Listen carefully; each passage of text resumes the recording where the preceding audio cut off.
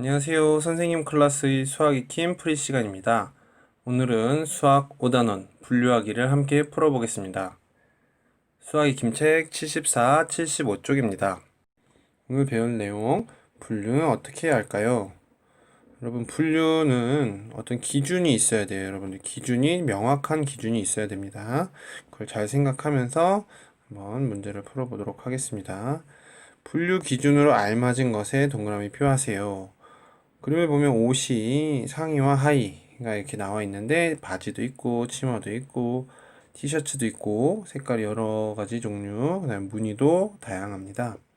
자, 분류 기준으로 세 가지가 나와 있는데 여기서 분류 기준으로 알맞은 것은 무엇일까요? 첫 번째 분류 기준, 편한 옷과 불편한 옷. 두 번째, 위에 입는 옷과 아래 입는 옷. 세 번째, 나에게 어울리는 옷과 어울리지 않는 옷. 1, 2, 3, 세 가지 기준이 있는데 처음 1번 편한 옷과 불편한 옷은 정확한 기준이 될까요?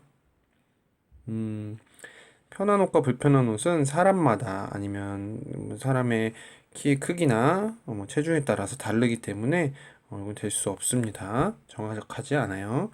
두 번째, 위에 입는 옷과 아래에 입는 옷. 그림을 보면 위에 입는 옷을 찾을 수 있어요. 위에 있는 옷은 위 하나, 둘, 셋, 넷, 네 개가 나오고 아래에 입는 옷은 아래, 아래, 아래, 아래, 아래 이렇게 5개의 옷이 나오겠죠.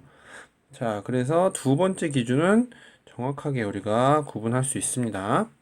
그 다음 세 번째 기준, 나에게 어울리는 옷과 어울리지 않는 옷. 나에게, 여기서 나라는 것은 여러분이 될 수도 있고 선생님이 될 수도 있는데, 이거는 내가 입었을 때 어울린다고 생각할 수도 있고, 또는 다른 사람들이 봤을 때는 어울리지 않는다고 생각할 수 있기 때문에 명확한 기준이 될 수 없습니다. 그래서 분류 기준으로 알맞은 것은 정확하게 우리가 구분할 수 있는 2번이 답이 되겠습니다. 자, 2번. 마찬가지로 분류 기준으로 알맞은 것을 모두 찾아 표시하세요. 그림을 보니 어떤 그림들이 나와 있죠? 그렇죠. 호랑이, 토끼, 제비, 개, 달팽이, 독수리, 지렁이 등 동물들에 대해서 나와 있어요. 동물들이 다양하게 나타나 있는데, 자, 첫 번째 기준, 하늘을 날 수 있는 것과 날 수 없는 것 구분할 수 있나요? 그렇죠. 하늘을 날 수 있는 것은 여기 새, 독수리와 그 다음 참새가 되겠고 나머지는 날 수가 없겠죠. 두 번째, 다리가 있는 것과 없는 것. 이거는 맞을까요? 다리가 있는 것은 호랑이, 토끼, 새, 새, 강아지도 다 다리가 있죠. 하지만 이런 지렁이나 달팽이 다리가 없는 것 같아요. 그래서 다리가 있는 것과 없는 것으로 구분할 수 있습니다. 그다음 좋아하는 것과 좋아하지 않는 것. 자, 이거는 누구 기준으로 하는 걸까요? 여러분인지 선생님인지 아니면은 부모님인지 이건 알 수가 없기 때문에 좋아하는 것과 좋아하지 않는 것은 분류 기준으로 적당하지 않습니다. 3번 사탕을 아래 기준으로 분류하려고 합니다. 분류 기준으로 알맞지 않은 이유를 말해보세요. 자, 분류 기준이 뭐죠? 예쁜 사탕과 예쁘지 않은 사탕. 사탕이 나와 있는데, 예쁜 사탕, 선생님 눈에는 이런 사탕들이 예뻐 보이지만, 여러분 눈에는 다른 사탕들이 예뻐 보일 수 있기 때문에 정확하게 분류 기준이 정확하지 않기 때문입니다. 분명하지 않아서 분류 기준이 명확하지 않아서 이렇게 써주면 되겠죠? 다음 4번. 자, 이번에는 우산을 2개의 통에 정리하려고 합니다. 어떻게 분류하여 정리하면 좋을지 말해보세요. 분류 기준을 정해보자는 얘기입니다. 자, 어떻게 정하면 좋을까요?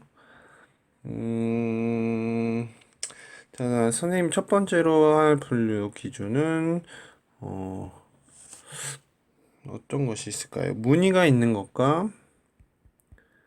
무늬가 있는 것과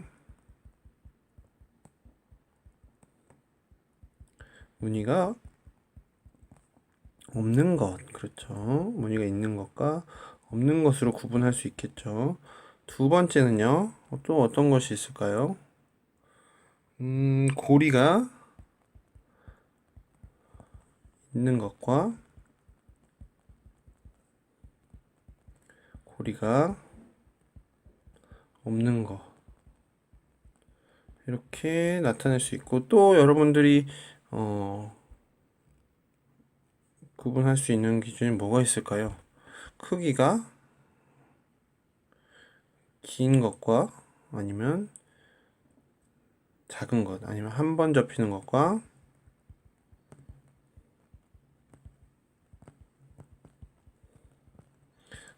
그 다음에 두 번 접히는 것. 이렇게 구분할 수 있겠네요. 그쵸?